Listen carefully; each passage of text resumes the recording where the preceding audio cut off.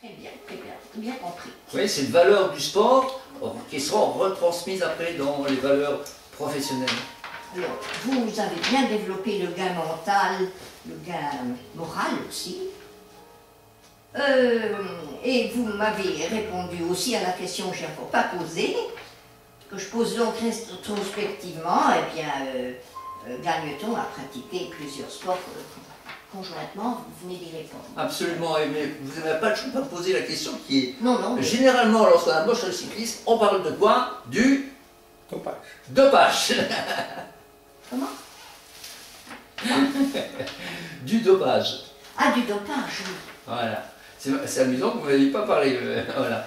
Oui, parce que je ne suis pas vraiment dans un milieu sportif. Je ne suis pas issue d'un milieu sportif où il y avait du dopage. Ce n'était pas au niveau des compétitions, c'était au niveau des galas. Vous voyez, on faisait des petites représentations de patinage artistique. Vous n'avez jamais fait de compétition? Au niveau... Pas au niveau officiel, si vous voulez, c'était des compétitions interclubs. Si vous avez fait des compétitions de pétanque, de n'importe quoi, de tir de fléchette ou de vélo, vous avez parmi vous, vos adversaires, des gens qui se dopaient. Je sais que c'est la plaie. C'est la plaie du sport. Et la bannière, voilà. Je le sais, et je comprends que ce soit une sorte de cycle vicieux où quand on a mis le doigt, eh bien, ma foi, dans l'engrenage... Vous jouez aux cartes, vous jouez aux cartes, il y en a toujours un qui va tricher. Les gens qui se dopent sont des tricheurs. Oui, voilà, c'est une triche, une voilà. véritable triche. Et la même chose, quand on parlait de valeur morale, oui. Ce coach que j'ai eu, c'était quelqu'un de droit. Il est toujours d'ailleurs, il est droit, etc. Il m'a toujours appris à réussir sans se doper. Par contre, en face de moi, à l'époque, ils étaient nombreux, on était un contre-exemple, quoi. Voilà. Mais maintenant, moi, j'ai transmis à tous les coureurs que j'ai eus entre mes mains, j'ai cette valeur de réussir naturellement. Oui. Et ça, c'est une question d'éthique. Tout à fait, oui. D'éthique. Et je leur ai toujours dit, si un jour vous êtes pris, sachez que c'est moi que vous allez toucher. Parce que, on va dire, tu as vu, lui, Boucher l'a entraîné. Ça veut dire que tous ceux, les amis, tous ceux que moi j'ai entraînés, ils vont être pourris, tachés par ce que tu as fait. Mais si on dépasse le stade individuel, si vous voulez, du point de vue sociétal, c'est une plaie. Est-ce que vous y voyez un remède? Parce que tout le monde ne veut pas raisonner comme vous. Et finalement, celui qui raisonne comme vous, il s'auto-punit puisqu'il sera défavorisé par rapport aux autres qui vont se doper. Vous savez, hein, lorsque c'est sur cette phrase... Alors ça veut pas, je ne suis pas là pour plaider le dopage à tout prix, ou bien au contraire. Mais vous me faites penser à cette remarque que je me suis toujours faite. Quand je suis devant mon miroir le matin, je me suis dit, t'es un gars propre. Mais quelquefois, lorsque je sors de ma salle de bain, je peux passer pour un con. Oui, voilà, passer pour un con, quoi. Voilà, voilà. Donc, mais je m'en fous, je préfère être quelqu'un propre. Et de tous les coureurs que j'ai eus qui sont passés par mon appréciation entre mes mains, je n'ai jamais eu quelqu'un qui a été pris positif au dopage. Et ça, j'en suis fier. Voilà. Et c'est des gars qui ont réussi. Alors, maintenant, bon, sans me lancer dans des analyses fines qui dépasseraient largement mes connaissances, tout de même, il existe maintenant certains dopages, entre guillemets, qui n'en sont pas vraiment tout en étant. Exemple, le PO. C'est-à-dire... C'est un dopage, complètement. Alors on enlève les guillemets. Hein. Ah oui, c'est un dopage. Et on le met en caractère gras et gros. Voilà. Alors, d'accord. Alors, pour expliquer quand même aux gens qui ne sauraient pas, parce que là, il n'y a pas que des sportifs qui vont regarder l'interview, hein, pouvez-vous expliquer en quoi ça consiste, ce EPO? Alors, l'EPO. Oui. Votre sang il y a une grande partie de globules rouges. Oui. Ces globules rouges permettent le transfert de l'oxygène vers les organes vitaux et sur les muscles. le taux d'hématocrite, comme on dit, c'est-à-dire le taux de globules rouges dans le sang, il est entre... Hémoglobine, vous voulez dire. D'hémoglobine, il est entre 36 et 49 à peu près, voilà. Comment par millilitre, par gramme Oui, je ne sais plus exactement, bah, c'est à écoutez, je vais vous le dire, il est bon d'avoir... on peut aller jusqu'à 16 maximum alors oui, voilà, l'unité, je ne sais plus. Alors nous on a les taux d'hématocrite, oui. Donc l'hématocrite, c'est ce qui... Le résidu, c'est un résidu, l'hématocrite. Voilà, c'est l'hémoglobine. Vous l'avez lors de vos analyses sanguines, vous pouvez trouver le taux d'hématocrite. Voilà. Donc on a fixé une base maximum qui est de 50. Il ne faut pas dépasser. Il ne faut pas dépasser. Pourquoi? Voilà. Parce que si vous prenez de l'EPO, ça favorise le transfert de l'oxygène dans le corps. Résultat, premier effet, lorsque tout le monde est à bout de souffle, ben vous respirez toujours pas. Vous en avez encore.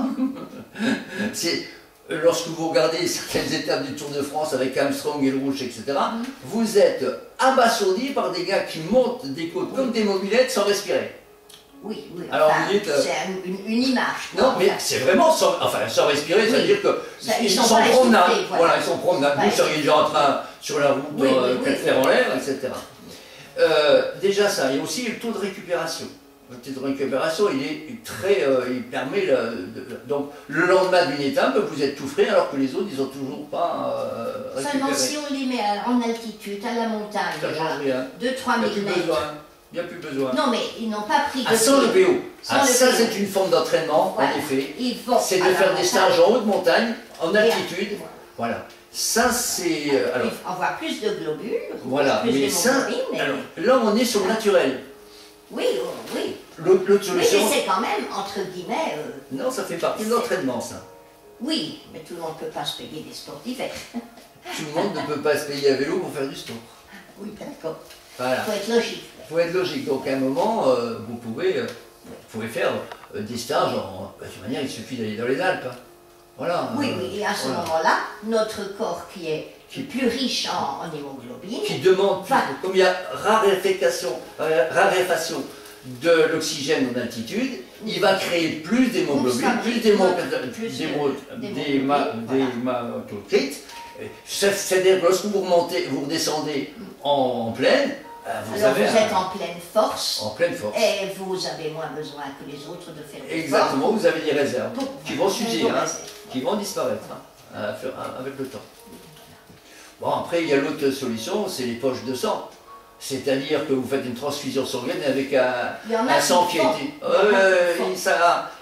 actuellement, l'agence pour contrôle dopage est en train vraiment de travailler là-dessus.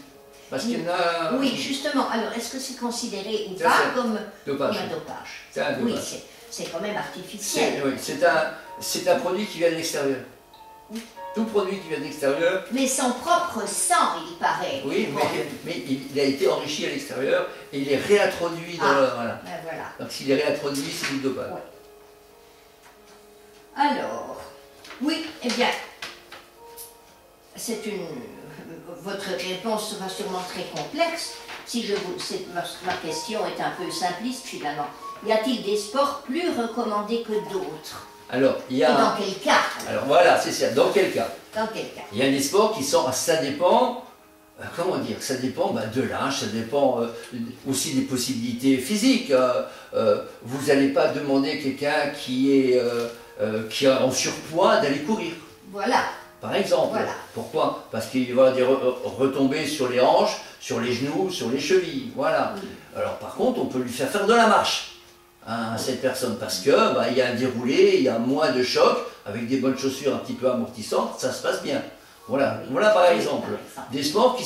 Ça dépend. La même chose, n'allez pas par exemple, n'allez pas demander à un gars qui commence, qui n'a jamais fait de sport, d'aller jouer au tennis. Oui, voilà. Ce sont des sports en choc. Voilà. Il y a trop de choc, voilà. Donc il faut...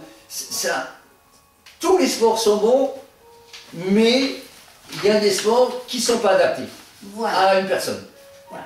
Alors pouvez-vous nous dire citer les sports qui soient les plus adaptés au commun des mortels, on va dire. Au commun des mortels, c'est la marche. La marche. La marche parce que la marche rapide. Oui. La marche nordique. Très bien, parce que ça vous développe, etc. Après, la natation. La natation, il n'y a pas de choc. Mais c'est en milieu plus contraint. Le vélo, plus restreint. Oui, parce la que c'est dans natation, l'eau. c'est dans l'eau, oui, voilà. Donc, généralement dans des piscines au chlore. à l'eau chlore, c'est moins. Mais il vaut mieux commencer par là que dire je vais aller marcher et puis il pleut tout le temps et se retrouver à la maison sans marcher. Une piscine, c'est chauffé, etc. Donc, oui, mais marcher sous la pluie, c'est quand même pas défendu, je veux dire. C'est pas défendu, il faut déjà démarrer. Comment démarrer? Ben, c'est-à-dire que quand il pleut, il tombe des cordes, eh bien il faut avoir le courage de dire j'y vais. Oui, mais ceux qui sont des marcheurs habituels ont ce courage. Non, des marcheurs courageux. Et je ne vous parle pas des gens habituels. Je parle de sport pour tout le monde. Vous m'avez demandé pour tout le monde. Alors. Oui, oui, enfin, le plus possible s'adressant à un plus large public. Voilà, donc il faut se mettre à la base des gens qui pratiquent peu. Hein, voilà. Après, ils seront peut-être amenés à pratiquer plus, mais il faut penser aux gens qui pratiquent peu. Hein, voilà. Après, l'autre sport qui est un sport qui est formidable, c'est le vélo, bien sûr, parce que c'est un sport porté. Il n'y a pas de choc sur un vélo quand vous faites du sport à vélo. Sauf quand on tombe. Alors, normalement, c'est pas fait pour... quand pour. même tomber. Non, c'est pas fait pour tomber, d'accord. C'est pas comme au judo, on tombe systématiquement. Ouais, bon, alors, on n'est pas là, tout le monde ne tombe pas non, mais j'ai plaisanté, voilà, mais vous avez, par exemple, vous avez des vélos qui sont plus adaptés que aussi, vous voyez, vous prenez des VTC ou des vélos avec des pneus un peu plus lourds, c'est très agréable. Ça dépend pour ce qu'on vise, quoi. Si c'est la vitesse, il faudra pas la vitesse, le VTT. Alors, la même chose. Oui. La même chose. Là aussi, lorsque je parle de sport, je parle de sport loisir. Ah voilà. Alors, attention, je ne parle pas de sport de compétition. Oui. Hein, je parle de sport loisir. Le sport loisir, vous pouvez faire du VTT sur le bord de la Moselle. Hein, c'est pas un problème. Vous allez vous balader dans une petite forêt, la forêt des Tangerantes, c'est pas un problème. Maintenant, si vous allez au Gé ou à la Bresse faire du VTT, ça change de monde, quoi, parce que c'est comme ça, comme ça. Bon, là, il faut savoir s'adapter au parcours. Donc là, ça nécessite des compétences supérieures, une qualité physique supérieure, etc. Et là, on dépasse presque le loisir. Là, vous voyez, donc il faut faire attention. La même chose pour aller vite à vélo. D'abord, à quoi ça sert d'aller vite à vélo? Je pose toujours la question. Ah, écoutez, le sportif, est-ce qu'il se pose toujours la question à quoi ça sert? Alors sert avec l'esprit d'une utilité pragmatique, peut-être pas. Est-ce qu'on parle de sport loisir ou sport de compétition? Le sport loisir, il n'est pas chargé. Vous savez, dans le vélo, il y a par exemple, dans le vélo, il y a deux fédérations. Vous avez la Fédération française de cyclisme et vous avez la Fédération française de cyclotourisme. Ah voilà. Voilà. La Fédération française de cyclisme est destinée aux sportifs. La Fédération française de cyclotourisme, elle est destinée à tout le monde. Oui, voilà. Le résultat, la fédération des deux qui a le plus, la Fédération française de cyclisme a 106 000 licenciés, 106. La Fédération française du cyclotourisme, c'est 135 000 licenciés. Oh, ça se rapproche. C'est beaucoup plus important et vous avez une population de cyclotouristes extraordinaire. Vous avez des gens de tout âge, de toute corpulence, de tout. Vous avez là vraiment, et il faut assister à un jour, on appelle ça les semaines fédérales. Pendant une semaine où on est sur une ville, et vous avez différents. Et vous allez, mais c'est extraordinaire, vous avez 10 à 12 000 personnes dans la semaine qui vont faire sur des circuits, des balades, avec des vélos, le dernier vélo sorti du magasin, mais alors il y a des vélos que vous datez de Et 1900, etc. Récupéré du grand-père. Du grand-père. Moi, je vois des grands-pères qui font du vélo avec leur vélo d'origine. Des vélos qui datent de 60, voilà, voilà. Et ça, c'est le cyclotourisme. Ces gens-là ne vont pas chercher à aller vite. Non, oui, d'accord. Voilà. Oui, c'est pas un but, c'est pas d'aller vite. Voilà. Alors, lorsque on parle de loisirs, on ne parle pas de compétition, on parle de sport, de loisirs. Moi, je pense à ce que... Moi, personnellement, j'ai les 2 licences. Et j'ai créé des clubs. J'ai créé un des premiers clubs en cyclotourisme en 1975. Et j'ai créé le club, par exemple, d'Étanges, Grande, en cyclisme en 1980. C'est 2 mondes différents, 2 perceptions différentes du sport. Compétition, loisir. Alors, maintenant, une question qui va vous sembler vraiment tomber de la lune, là, mais comment vous expliquer que, personnellement, par exemple, je n'ai jamais été douée pour le cyclisme. Je fatigue très vite, alors j'ai plein d'atouts à part ça, en particulier en sport. J'ai aimé beaucoup de sport, j'ai pratiqué même le judo, enfin, quand même pas au niveau supérieur. Enfin, je veux dire qu'au niveau du cyclisme, je suis tout de suite fatiguée. Il doit y avoir certains muscles qui doivent être plus développés chez d'autres que chez moi, je ne sais pas. Alors, ces muscles ne sont pas plus développés? Ils ne sont pas développés. Non, ils sont mal utilisés. Oui, ben j'avais pas de bon coach. Voilà. Ils sont mal utilisés. Et c'est ce qui m'étonne toujours. Et il va falloir un jour que je saute le pas. Pour ouvrir... là vous auriez peut-être du succès. Hein, voilà. Oui. Parce que lorsque j'ai une cliente. Voilà, je sais, mais c'est le temps qui me manque, mais j'ai déjà pensé me mettre au bord de la Moselle le dimanche matin et apprendre aux gens à utiliser cet outil. Parce que le vélo est un outil, il faut savoir l'utiliser. Par exemple... Personne n'a jamais appris, mais voilà. C'est pas de soi-même qu'on apprend. Par exemple, je vois des gens qui font du vélo comme ça. Vous parlez des jambes. Ouais, les jambes. Si moi je fais ça, le lendemain je ne marche plus. Ah bon? Ben, le lendemain il ne marche plus non plus. Hein. Oui. Eh ben oui. Parce qu'on n'utilise pas le vélo comme ça, on utilise le vélo comme ça. Ah, j'ai même pas vu la différence. Alors, ça freine plutôt. Non, on pousse. On pousse, on est à fond dessus. On pousse, et on pousse. Et on va aussi vite. On tourne un peu plus vite les jambes. On met moins de force. Vous prenez le petit braquet alors, c'est ça. On met c'est ça qu'il faut choisir le braquet qu'il faut. Ah oui. Ou le développement qu'il faut. De mon temps, il n'y avait pas tous ces changements de vitesse là. Bon, il y en avait au moins 3 déjà. On ne peut pas sur tous les vélos. Hein. Oui, mais bon. C'était des vélos. C'est le vélo. C'est vrai que le vélo de mon grand-père ici à Canfen, il avait qu'une vitesse avec un peu de trick. Hein, donc avec le frein arrière. Bon, mais tout de suite à côté on avait à 3 vitesses. Hein, voilà, c'était 3 vitesses. Enfin voilà. bon, c'était une parenthèse. Ouais, mais voilà, non, c'est l'utilisation. C'est justement les gens, on ne leur a pas appris à rouler, à utiliser le vélo. Et c'est tout à fait normal que vous ayez mal aux jambes. Autre chose. Après, le vélo, il nécessite une adaptation. C'est-à-dire que si moi demain je vais reprendre le vélo, dès qu'il sera vers le 15 mars, etc., je ne vais pas prendre mon vélo pour faire 100 km dans la côte de machin. Je vais faire une première sortie d'1 heure, tranquille, peinard, en priant qu'il n'y ait pas trop de vent, au bord de la Moselle.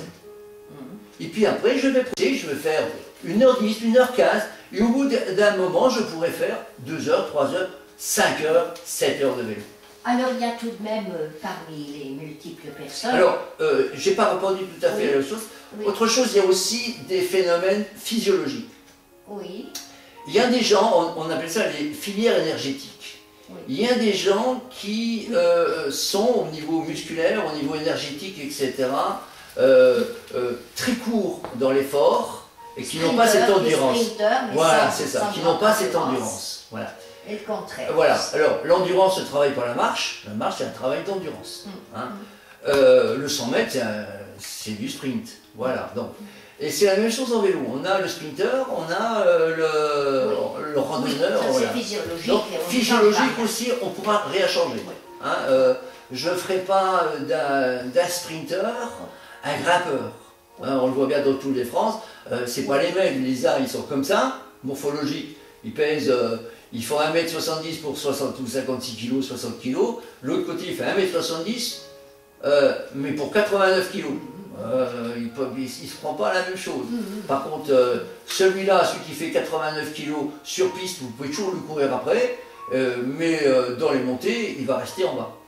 Voilà. D'ailleurs, souvent, ils sont obligés d'abandonner au Tour de France parce qu'ils n'arrivent pas à passer l'école. Oui. Voilà. Ça, c'est aussi des problèmes de physiologie. Voilà, ça, c'est normal. Il va y avoir. Mais en tout un chacun, avec la façon d'utiliser l'outil, apprendre à utiliser l'outil, ça facilite beaucoup. Et il y a aussi les goûts de départ. Par exemple, si au départ je réussis mieux dans une discipline que dans l'autre, il est évident que Vous allez la poursuivre. je vais m'attacher à cette discipline dans laquelle je réussis mieux. Mais je vais vous dire, pour quelqu'un, vous savez pourquoi, un jour j'avais posé la question à mon fils, pourquoi, qu'est-ce qu'il trouve dans le vélo? Un jour, parce que moi, il m'a dit, il avait eu ce petit discours en me disant, tu vois papa, à vélo, je suis à la fois avec mon corps, avec mon esprit et avec la nature. J'ai dit, comment ça? Eh bien, lorsque je pars à vélo, je suis au mois de mars, au mois d'avril, mai, je suis avec la nature. Je roule, mon geste il est automatique, hein, il est automatique, et je sens l'herbe, je sens la terre, je sens le vent, je sens comme ça, je suis avec la nature, je suis zen. Oui, je comprends. Voilà. Et puis tout d'un coup, hop, il y a une côte. Et je me recentre sur mon corps. Parce qu'il va falloir franchir cet obstacle. Donc là, je vais faire attention comment je vais sentir mon muscle, mes jambes, ma position, etc. Donc là, d'un nouveau, je me concentre sur mon corps. Voilà. Et le reste du temps, dès que j'ai fini, je récupère. Le rêve est permis. Ouais, et par après, intermittence, il est permis. Et après, je roule, il ne se passe rien, je rêve. Oui, Je voilà. pense à ce que je vais faire, Oui. à ce que j'ai fait, etc. Et il me dit, c'est un des rares moments dans la vie où tu n'es pas sollicité par autre chose. Oui. Il n'y a personne qui vient te voir, il n'y a pas la télévision, il n'y a pas, etc. C'est un des rares moments où tu es avec toi-même. Mais ça, on peut le dire d'un certain nombre de sports. Oui, mais je parle là. Par exemple, la natation aussi. Absolument, oui. Mais là, Le on est moins. canoë, Alors, par exemple, oui, l'aviron, par exemple. L'aviron, par exemple. Mais bon, la natation, vous n'avez pas cette notion de nature et à un moment. si, voilà. dans un lac, si. Ah oui. Vous allez nager. Il n'y a pas que les piscines. Ben là, vous allez sentir la différence, parce que quand vous passez d'un courant d'air chaud à un courant chaud et froid, vous le sentez bien. J'ai fait de la natation au lac, c'est intéressant. Hein, ouais. Mais vous voyez, c'est par exemple, c'est quelque chose qui est différent, c'est une espèce de philosophie.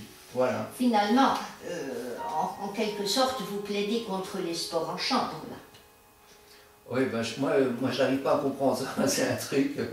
Mais je suis neutre là-dedans. Non, le sport en chambre. C'est quand même mieux que rien. Si moi je suis quelqu'un de la nature. Hein. Oui, oui, bien sûr. Mais, je parle d'une personne âgée, par exemple, qui ne pourrait presque plus sortir, mais qui aurait encore son vélo d'appartement. Ah oui, là, tout à fait. Mieux que rien. Tout à fait. Je dirais presque qu'elle le fasse sur son balcon, quoi. Oui, mais, non, mais vous avez raison. C'est pas rare, parce qu'il y a beaucoup de peur du candidaton aussi parmi la tranche du troisième âge. Vous savez, oui. Quand j'ai commencé le vélo en 1970, vous savez ce que me disait mon père? Vous savez, la personne qui me sous-estimait, qui me dévaluait là. Il me disait, où vous tu vas n'aviez pas cité nommément, maintenant aussi. Où tu vas habiller en clown comme ça?